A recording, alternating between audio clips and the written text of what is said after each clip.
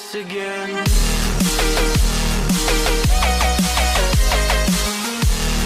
Hey everybody, it's the author, and welcome back to my analysis of Society of the Blind Eye. This is part 2 of my 2-part analysis, so without further ado, let's get right into the video. Alright, so getting back into the main story, let's quickly talk about the agents, which do appear in this episode very, very quickly. You have to be very, very eagle-eyed to find this. Actually, credits to Mystery of Gravity Falls for finding this. I had no clue where they are. I spent like half an hour just looking for them and could never find them. He found them. They are at the part of the episode where Wendy throws Seuss's CD out the window. You can see them for just a split second. I'll have a frame on screen for you guys to check out. And they're there. Just another way of saying, hey, they're still here. They're still a thing for this show. So keep them in mind. Now let's get into some of the lesser known things in the episode. First of all, there is an Alex Hirsch Easter egg, which happens during the episode. You can see where Dipper has his bulletin board up. You can see one of the characters is actually Alex Hirsch. You can see him there. He's got Who written on him, and that's a little funny Easter egg. And secondly, there is an Easter egg to Rick and Morty, which I have posted a video on. Very funny to see that sort of thing. It's Alex Hirsch and the creator of Rick and Morty. His name is slipping my mind, but they're really good friends, so it's cool to see them collaborating on like a little thing like that. But speaking of the portals in that sense, let's get right into the portals. The portals in this episode do make an appearance, and we do know that the portals are important. So first of all, we know that Old Man McGucket helped build them in some way. He helped with the traveling researcher, as it was called. He helped them find it. Now that's, or not find it, sorry. He helped them build it. That's a very important part. I'll get into that in a second. Secondly, we know that this person was a traveling researcher. Now, that is going to be important, I have a feeling, because we have had theories about just people who come into the town, have done a lot of things, and we don't really talk about. So that's very interesting to point out that it's a traveling researcher, and that actually plays into the Stanley twin theory. Now, it may seem weird to just kind of like bring that up, but if you look at this picture, you can see that there is somebody going through the portal, and you can see the two people outside of the portal with one guy going in. It'd be very interesting to think that maybe that particular character had the Stanley or Stan had gone through the portal, and that was what that picture of. They know that people can go through the portal. They know that there's stuff on the other side, but it's very interesting to see them just play that out right there, to have that little image be there just to kind of play into the theory.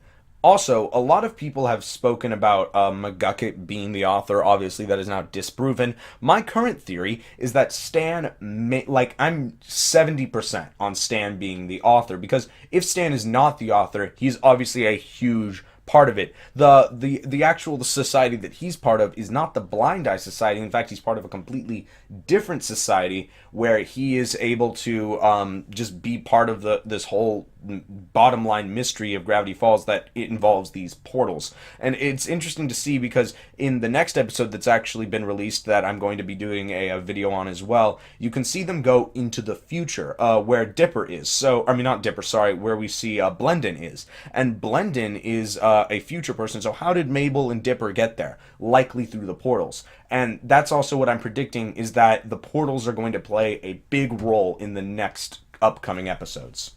Alright, so let's quickly talk about the people who had their minds actually wiped by the Society of the Blind Eye. These characters, they all have something in common now, which is that they all had their memories wiped. So let's quickly go through them. First of all, we have Mrs. Gleeful, which is obviously Gideon's mother. Then we go to Pacifica Northwest, who is the blonde valley girl. Robbie, who is obviously Robbie. Lazy Susan, Old Man McGucket. Preston Northwest, who is Pacifica's father, Jeffrey Cannock, and then the members of the Blind Eye Society. So the one actual member of that I don't recognize is Jeffrey Cannock, but everyone else I do recognize, and I can run through them really quickly.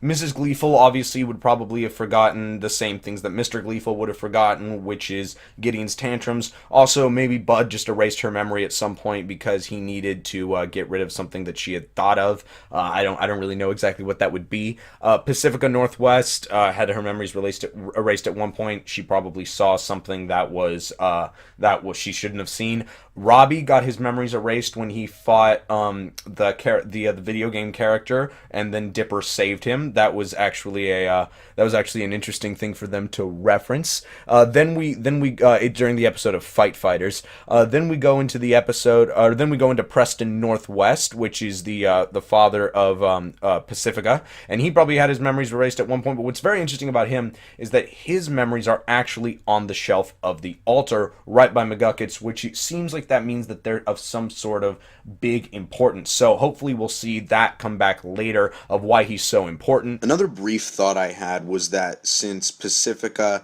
and Preston Northwest are all related to Nathaniel Northwest, who is the great-great-grandfather of Pacifica Northwest, possibly on Preston's side.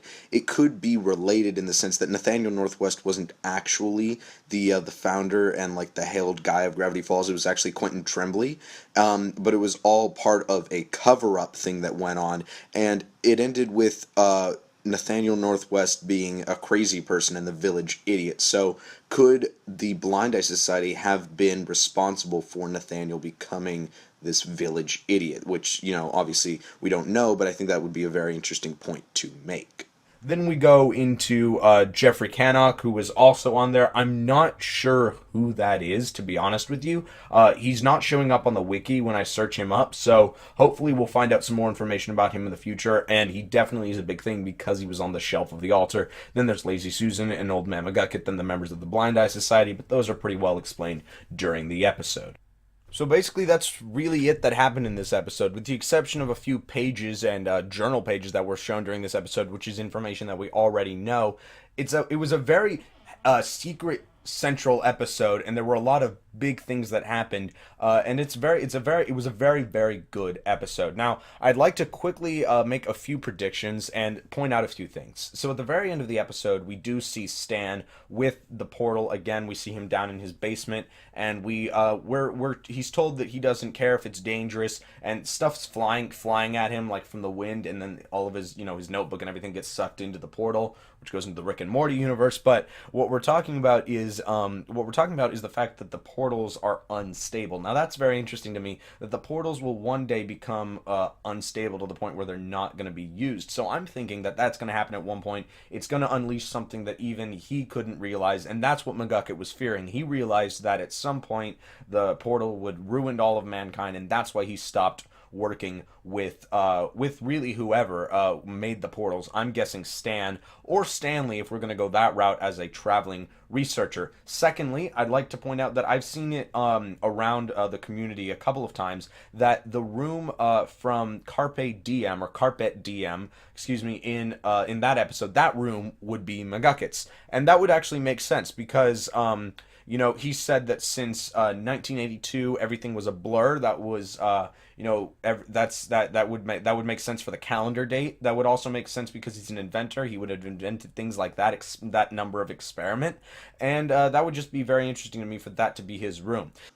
Also, something quick to point out would be that McGucket, at the very end of the episode, grabs the glasses, and that kind of points out that he needs glasses. Could those glasses have been McGucket's? That's definitely a very likely possibility that they could have been his reading glasses, and I think that's something that they may bring in a future episode. So that's really it for this video, actually. It's been quite a long one, but I really wanted to make sure that I get all of everything in this video because it was a huge episode and it's very important. And yeah, so that's pretty much it for this video. If you did enjoy it, leave a like. I took a long time to make this video. And yeah, and also be sure to subscribe for more theories like this. I'm going to be doing a breakdown later today of the new promo that came out. And yeah, it's going to be great. So I will see you guys in the next video. Thank you so much for watching. Bye.